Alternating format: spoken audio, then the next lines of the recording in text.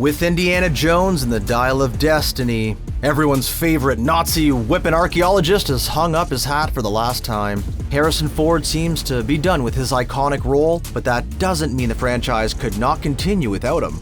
We can debate whether it should continue without him, but it definitely could, and here's how.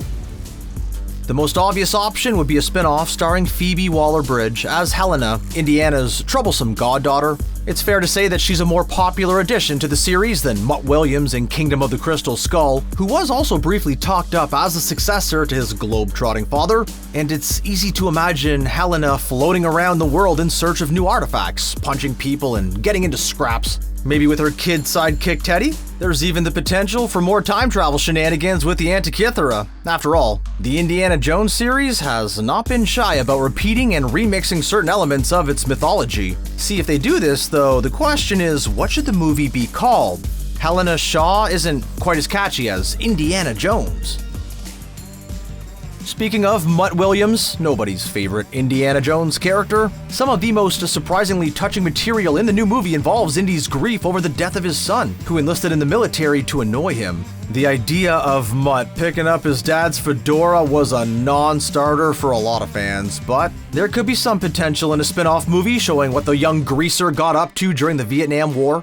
Part period adventure, part anti-war movie, part lead-in to Dial of Destiny, it could avoid some of the problems that would come with a more traditional spin-off. It could even include a Harrison Ford cameo. However, with Shia LaBeouf's well-publicized personal issues, and his equally well-publicized misgivings about Crystal Skull, a return seems unlikely.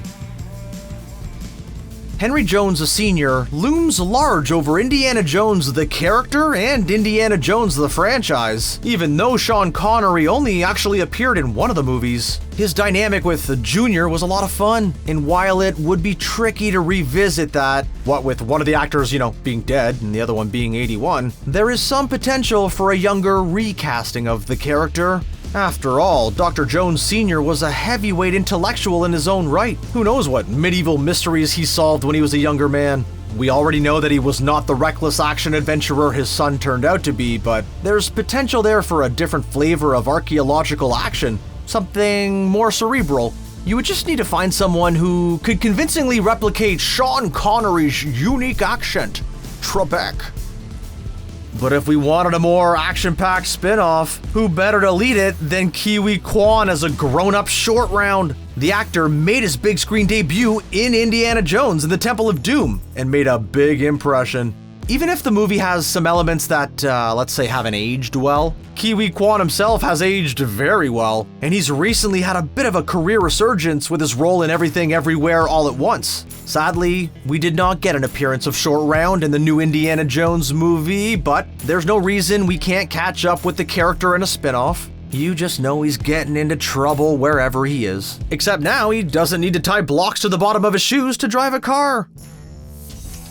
While Indiana Jones tends to be the one throwing the punches and saving the day, he's always aided and abetted by a colorful cast of friends and allies. You've got the ever-loyal Sala, you've got Marcus Brody, you've got Ox from Kingdom of the Crystal Skull, and now in the new movie, you've got Toby Jones as Basil Shaw. So you can easily imagine an anthology show focusing on a different one of these allies every episode. What other adventures have they had? How did they come to meet Indy in the first place? Some recasting and de-aging might be necessary, but audiences are trained to put up with that stuff by now. And hey, we've had the origin of Batman's butler. In the words of Willie Scott, anything goes. The history of Indiana Jones prequels is kinda rocky. We all loved the late River Phoenix as a young Indy in The Last Crusade, but the 1990s prequel show Young Indiana Jones Chronicles was not such a slam dunk. But now that we've seen Harrison Ford de-aged in Dial of Destiny, audiences might be more receptive to a prequel. In fact, last year, Variety reported that Lucasfilm is actively considering a possible prequel show for Disney+.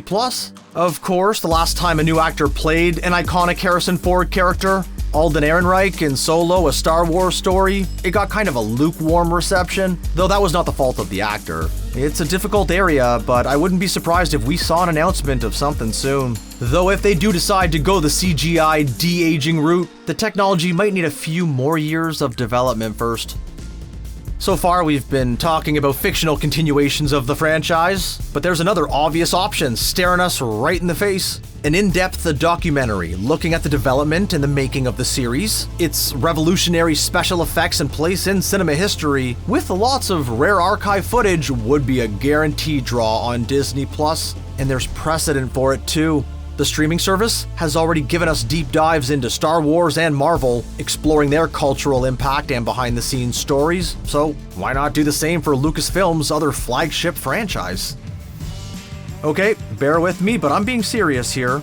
Marion Ravenwood isn't just the original and best Indiana Jones love interest, she's also one of the great female characters in action movie history. A hard-drinking, two-fisted rebel with a sharp tongue and just the right amount of vulnerability. So why not give us some of her indie-free adventures? You just know that she must have had a pretty colorful life separately from him, having worked as a journalist and for a museum. It wouldn't be that controversial to recast a younger version, and you can bring back Karen Allen for bridging scenes set in the present day. You could even feature her father, Abner Ravenwood, who was a famous archaeologist in his own right. Hell, just having Marion traveling around the world challenging people to drinking competitions. I would watch that.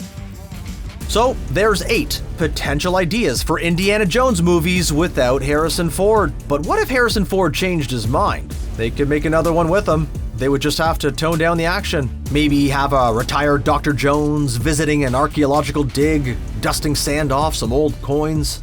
He could even get lost in his own museum.